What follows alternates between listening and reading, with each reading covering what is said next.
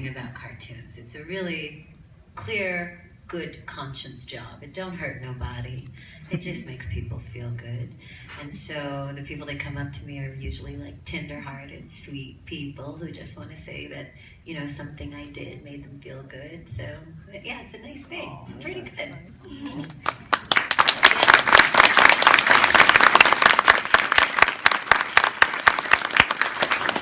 So, Cree, who has been the most fun character to play? Ah, that's so hard. I have so many kick-ass characters. But I will say that I really love Foxy. Then your fun is just Foxy funny. My mama didn't raise me and my daddy didn't raise me at all. You know, I just loved Foxy because, you know, she's nasty and proud of it. She's a chocolate-colored, freaking habit-forming, mystery-solving, nymphomaniac musician. What type of characters do you like to play the most? You know, honestly, I think I like to play them, but it's probably just my ego by default. You know, not many princesses sound like they've been smoking mentholated cools and drinking Jack Daniels. So it was really a coup to get to play Princess Kita, because whenever I go out to be, thank you, because she is a princess, she is a princess, and there she is. Beautiful Kita, stand up for her. Yeah, the folks with the wrong.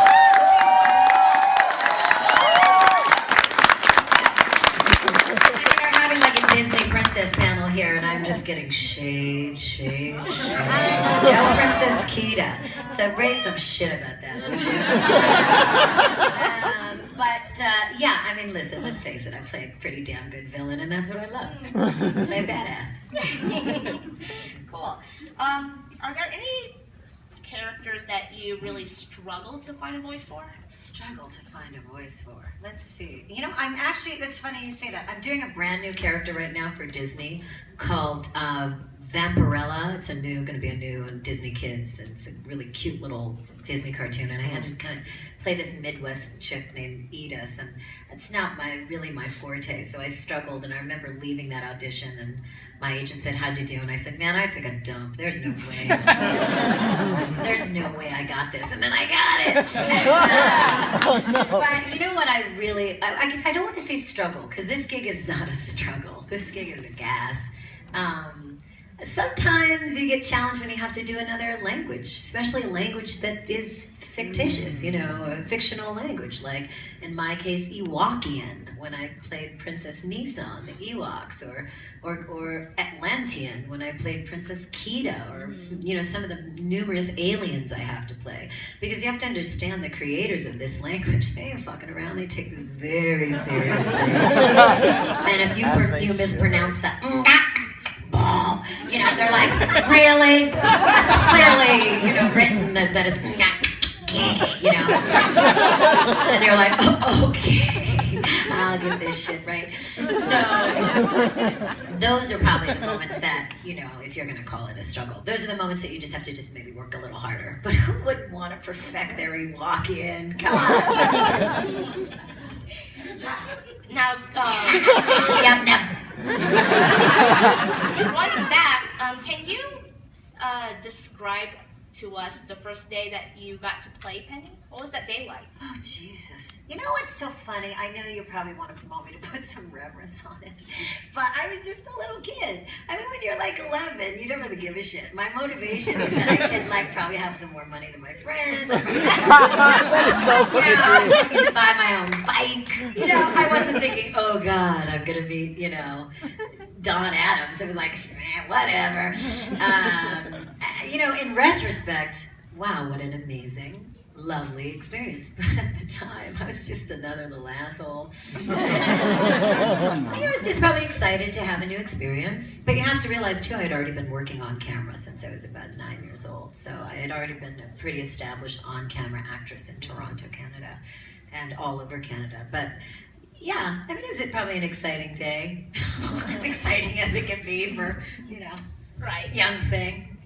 I know you said you haven't done a ton of conventions. Yeah, this is number 4. What's been the fan reception to you appearing? Oh my gosh, everybody's been so kind. I mean, it's overwhelming. I greeted you as freaks because I am a card-holding member of the freak community. And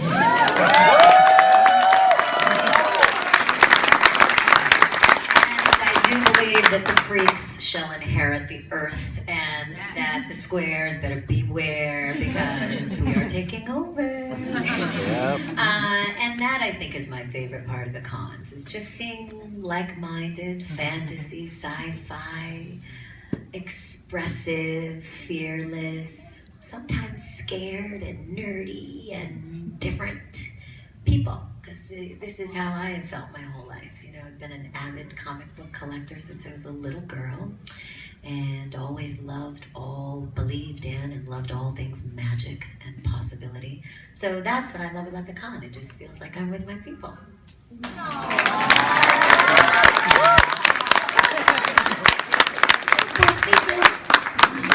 So, one of the things I love about your performances is that you have a pretty wide range. Do you ever whip out these characters and voices out of nowhere for fun? You know, sometimes I do it for kids. You know, sometimes I'm, in line at a 7-Eleven or something, some kid looks at me sideways. Sometimes I'll turn and, say something to them like, "Hey, this number 5. Bad station, motherfucker." To tell you the truth, here's how I really feel about it. I am and was, as a child, a fan of cartoons. And if someone had told me that Mel Blanc did the voice of these, I'd be like, "That white guy? Why are you doing this to me?" Because you got about 10 minutes in your life to be innocent and to believe in it and for it to be a real character for you. So I don't really like to mess with kids that much. I like to just leave it alone. They don't need to know it's me or Rosie O'Donnell or fucking Ellen DeGeneres. It's just let it exist as this beautiful kind of magic thing, because soon enough they'll realize it's me, and then they'll get fucked up about it. So, what was it like when you realized you were going to be playing a Disney princess? And can Kita come out to play? Yes! Oh my God, what do I say? My name is Kiragakash. What is it? Logi Kone. I loved Kita. I was completely shocked that I was being asked to play. Are you sure you want Cree summer? Okay. But then here's the rub, they still don't really acknowledge our beautiful Kita as a princess. I feel like, no, they really don't. I mean, if your daddy a king, you a princess. But yeah, I was overwhelmed. I was shocked. I'd never worked on a project. Disney has a policy of almost like they're doing rotoscope. They videotape everything, all your facial expressions, all your angles. So Kita really is me. Those movements and the smile, and it's all mine. And so that character will forever be endeared to me. Because it is me. Yeah. Aww.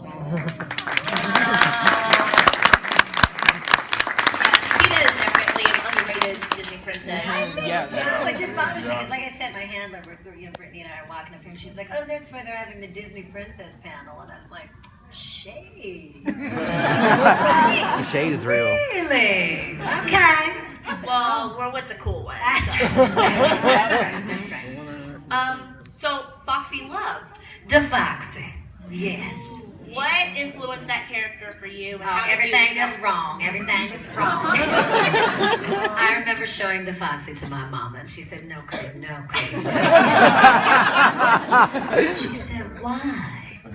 And I said, "Because she's real. DeFoxy is real. There's some Foxy in all of us. Sometimes you want to get gas to pay your rent. Sometimes you want to get a backstage pass to the concert. We all got to do what we got to do to let your freak flag fly."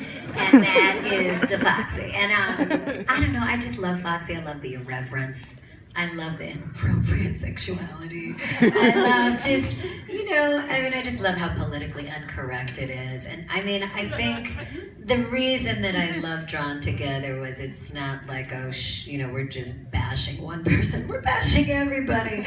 No one was exempt. Nothing was off limits. And that is the love of Foxy, just that part of you that really wants to say it, but you probably shouldn't. Well, the Foxy will. There we go. So, I guess you've been doing voice acting, music, and I'm trying to find out, like, I have a list of what the new stuff I'm doing because I can't remember. So I did write it down somewhere here. So shit, I could tell you guys. Go ahead, darling, while I look for no this. problem. So, do you still get nervous auditioning for these roles? You know what? Times have changed. I think I used to get more nervous. I think I used to get more nervous back in the day when I was younger. I have been doing this like 20 plus years. I think when I was a girl, I used to get more nervous than I do now because voiceover, the world is very small. It's a tiny little world for those of you that really are interested in getting involved in it. You really do work with the same people. You walk in and it's the same casting directors. So if you're still nervous, you better, check it with some anxiety medication or something because you want to see them again and again and again. But also now things have changed in the sense that I do a lot of auditions at home, where I just open up my computer and record the audition and send it away so I don't even have to see anybody, So it's extracted a lot of the reasons for being nervous, is the good news as it evolves. Yeah. Do you do anything to continue honing that skill? No. No, that's not true. That's not true. That is not true. I love to pay attention. I'd say that's how you hone it. You pay attention. Every now and then you're watching the Idiot Box, or you're at a party and you overhear some freaky voice or some weird in the way the person has the person's intonation is kind of weird, or their attitude is even kind of weird. Sometimes it's not even a voice. Sometimes it's just an attitude of a person, because people are funny, and they really are they're the template for all the characters that I create. So I would say the homework I do is just paying attention, just looking around, being curious, being nosy. So you've been in this in entertainment for a long time. If you weren't in entertainment, what would you be doing? Oh Lord, God help us all. I'm just such a pothead. I'd be doing nothing.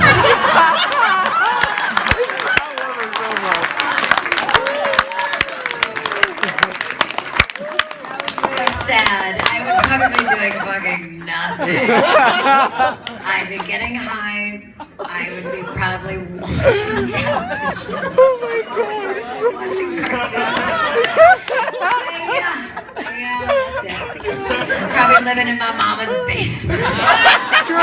In those same socks I had on since Tuesday. Oh my God, yes. I mean, listen, work is a good thing to work. That's awesome. Yeah. It's not far removed. A shut-in and a VO actor. It's just like it's divided by a mosquito container. Oh my God. Sorry. You're doing great. I hope there are children here. I was told it's a family-friendly event. All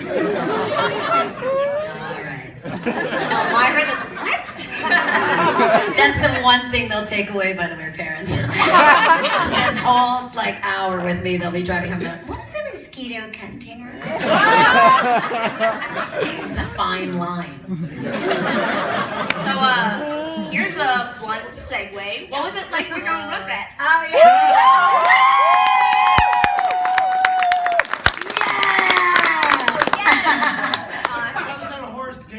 On March 1st. Okay.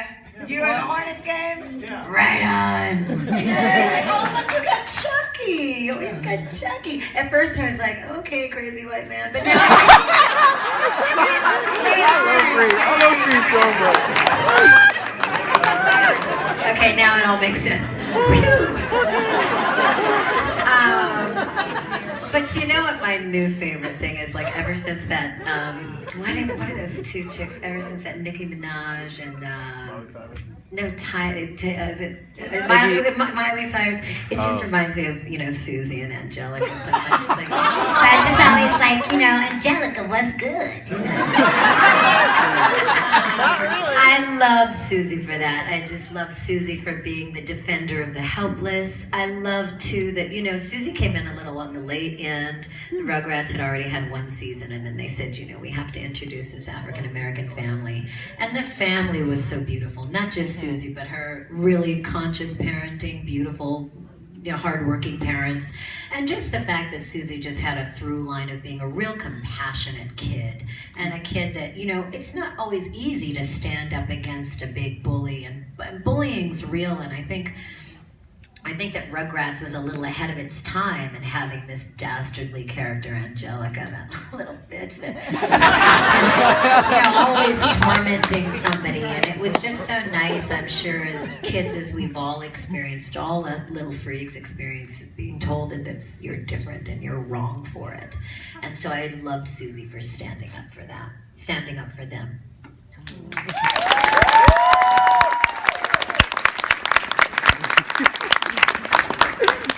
What are your thoughts on diversity in media? Is it getting better? Is it still not working out? Like, what are your thoughts? You know what?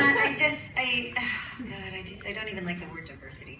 I just think that there are so many peoples. You know, I grew up on an Indian reservation. My mother is African American from Tuscaloosa, Louisiana, a little teeny tiny place in the South. My father is a white man from Vancouver, British Columbia. And I grew up on an Indian reservation in Saskatchewan, Canada, with the Plains Cree Indians. The reservation called Red Pheasant with the First Nations Cree. And I was there till I was 7 years old. So when we talk about diversity or peoples, I also have to think about the indigenous peoples of this world, all the tribal peoples, all the invisibles.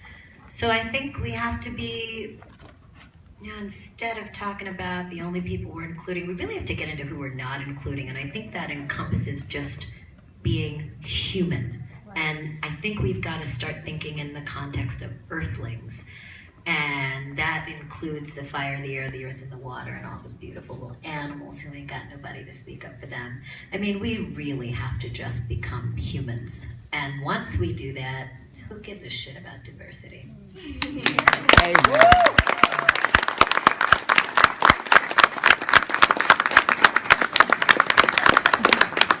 So, Cree, I know that you also voice a lot of characters in games. Yes. Can you tell us a little bit about the challenges with voicing a game character versus... Oh, well, the games, we always have a joke, an inside joke in the industry. It's like we say, this game brought to you by Blood Throat, because by the end of it, you just feel like someone's dragged your throat through a fucking dirt road. You know, you walk in and they go, here's your script. And you go, oh God, no. And, you know, why?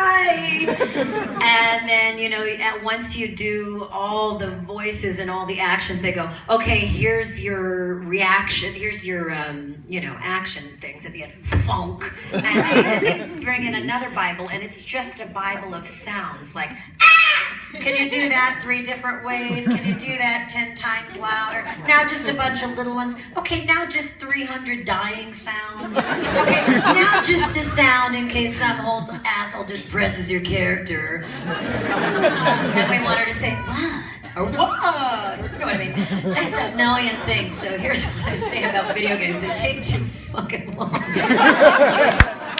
But you know what? I do love them, and I especially, I know it sounds like I'm doing a Blizzard commercial, but I do love Blizzard games, and they've been so generous and kind to me, and I love the characters that I played for them, and the executive selectors, and L'Oreal, and, you know, some of the great little poison elves and things I've been able to play there. It's just a cool little universe, and I like it. I like it, but it's definitely brought to you by Blood Throat. Oh, bye, little girl. Run for your life. No, I'm kidding. What is one thing that people are always surprised to learn about you? What are they surprised to learn about me? That I ain't so sweet. No. I don't know what they're surprised to learn about me. Maybe that I'm a little silly and bombastic and I don't think anyone's surprised anymore. I think, like that's the thing about social media and coming to cons. I think you're just so exposed these days. There ain't much left to find out, Yeah, I don't think people are that surprised. I think, I am what I am. That's all that I am. What's been your favorite game that you have worked on so far? My favorite game that I've worked on. Oh, Jesus. It would probably be like, oh, God, hold on. I just got to tell you. Jasmine is coming. Jasmine late as hell, but I'm just going to tell you where she's going. I'm just going to text my girl where she's going to be. She will. Hold on. This is like, I'm running for asshole of the year. I'm up in the polls. For everyone recording, just cut out that part. Yeah. No. I want to win. Okay, there you go, Brittany. Okay. What's my favorite video game character? Yeah. Oh shit, I don't know. There's been so many. Let's see. Let's look at the old cheat sheet. Let's see, who have I played lately? Oh shit, I lost it. Okay, here it is. Yeah. I would say, I loved Medusa from Kid Icarus. Yes! Oh my god! And I would say Ariel from Diablo 3 because she's just this really kind of ethereal magic being who's I think she's like the goddess of hope. Yeah. So from your experiences with conventions, have you had any memorable stories involving fans? Memorable stories involving fans. Well, I've seen some Susie Carmichaels that just look so far out. I mean, crazy ass looking Susie Carmichael. But I mean, today was funny. Today, here's something you don't know about me. If there's something you wouldn't know is they call me Amish 2000. I am a true technotard. I don't know how to work any of this shit. I'm just figuring it out. And today I decided I'd go on Snapchat for the first time. So I made this huge announcement that I was going to be on Snapchat. And yes, and all my fans were like, ooh, Snapchat. What is that? I'm going to have to join that immediately. And then my little brother, Rainbow Sun, I don't know if you know him, he used to play Aiden Ford on Stargate Atlantis. Rainbow Sun calls me and he goes, oh, it ain't Snapchat. Please fix it. I'm on Snapchat. Yeah! As a matter of fact, I'm going to Snapchat you motherfuckers. Hell yeah! Let's do this shit. Hold on. Okay. Okay, wait a minute. Okay. Ready? Yeah! Okay!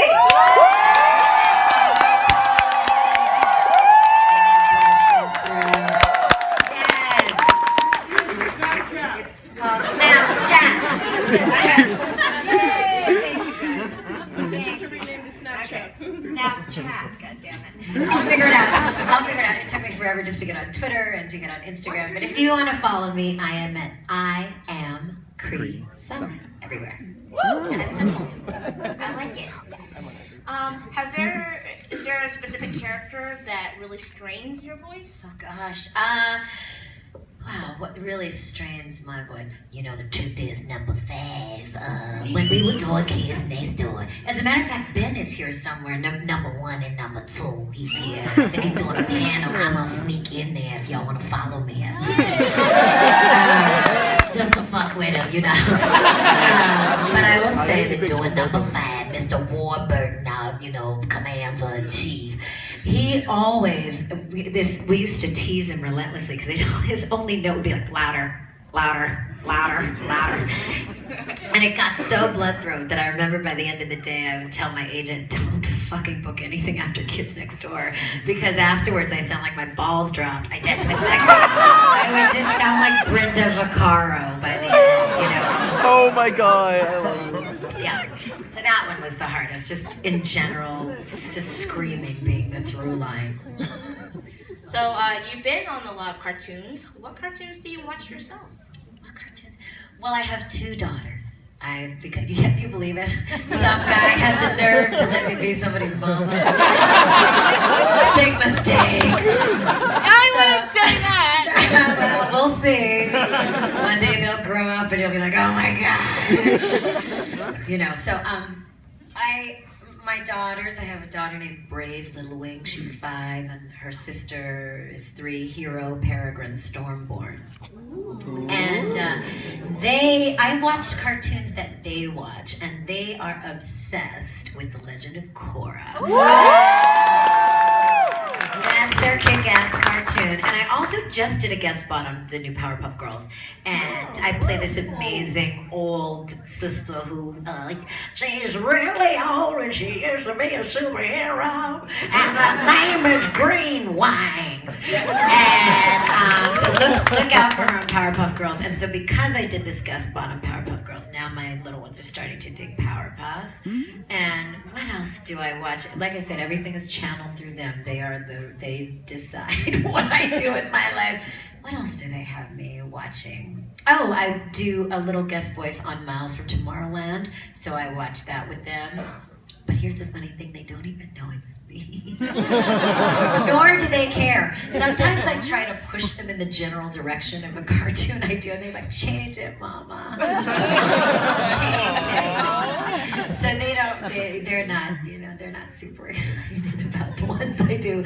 So right now, it's all about Korra in my house, who they don't believe has any other powers except for water. That's what they say. I keep telling her she's the Avatar because she can control everything, and they're like, no. Water. Okay. You know what I mean? Girls you just go, okay, girl, just water. Just water. All right, do we have any aspiring voice actors? Look at everybody, you poor suckers. I know, right? Okay, what do you want? You want to know what to do? Yeah, sure. Thanks for these aspiring young. Okay, well, here's the truth, the cold hard truth. It's a very small community, really hard to get into. I'm not gonna bullshit you. And the most important thing to do, first of all, is do you know what your voice sounds like? A lot of people don't even know what they sound like. You'll leave a message for somebody and play it back and go, oh my God, is that what I sound like? Ew. So a really important thing is to get some of your favorite books, maybe some poems, and start to read out loud. Start to read out loud. Start to become good at reading. Because a lot of voiceover, you don't get the lines beforehand. You get there and sometimes they just say, hey, do this character. So you're just on the spot. So you got to be able to pull it out anytime, anywhere, that you can cold read. Another thing important to do, like I said, record your voice. Get to know your voice. Listen to your voice. And don't believe the hype that it's about having 1,000,000 voices. People like, I got 800 voices. Well, good on ya. It really don't mean anything if you can't act. You have to be able to act. You can go in there with one really fucking great voice and become a really big artist in voiceover if you're a great actor. Because it's acting. It's voice acting. And the next thing I would say is you should really take a voiceover class. Here's the problem. A lot of voiceover teachers are charlatans. They shuck and jive. They're going to take your money and they ain't going to teach you nothing. So I would say, wherever you live, whatever city or state or town, find out the big 3 top talent agencies in your state and call them. Ask for the voiceover department and ask them to refer you to a voiceover class. They'll give you a real, legitimate class. That's the best advice I can give. Okay.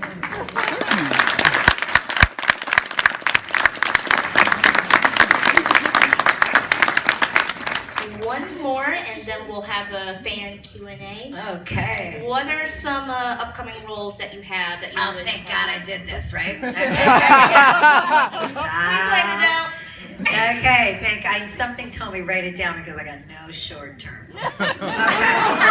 So here we go. I'm playing Hagar in the new Voltron, which is coming out June 10th, and it kicks ass. I'm just gonna tell you right now, I've seen it. It is so fucking good. I play, and that's gonna be on Netflix. With DreamWorks and Netflix, I play Uga on Dawn of the Croods. I don't know if anybody's watching that, but it's a really good show. I play Nebula on Guardians of the Galaxy. Oh, yeah.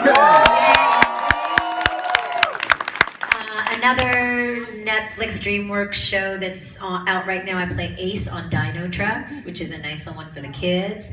I play Mama on a new show coming out called Rolling with the Rocks. Celindis on all the new StarCraft stuff coming out. Roller Brawl and Skylanders.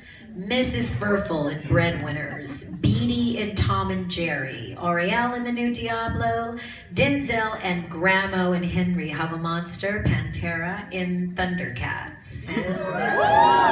What else am I guesting on? Guesting on Powerpuff Girls, guesting on Mouse from Tomorrowland, guesting on Pin Zero, guesting on Neon City, guesting on, oh shit, what else?